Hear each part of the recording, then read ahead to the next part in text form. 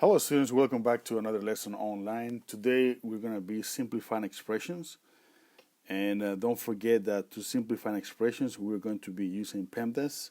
First is parentheses. We always do the parentheses first. Then we're going to do exponents,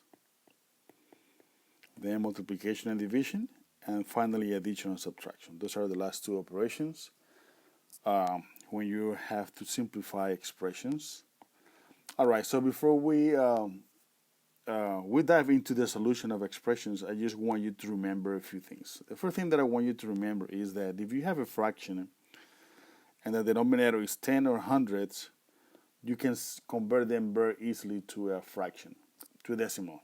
Sorry.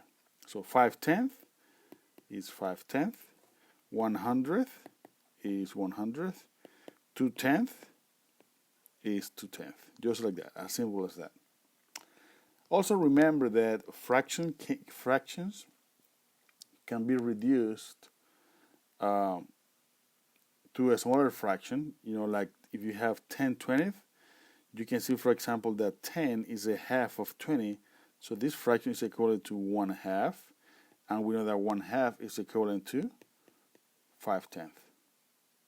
Okay? We also know that 8 is the half of 16, so that means that this is equivalent to 1/2, and again 1/2 is equal to 5/10. Also remember exponents.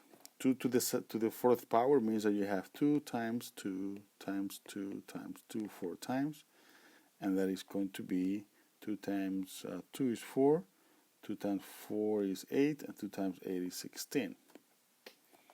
3 to the second power is 3 times 3 equals 9.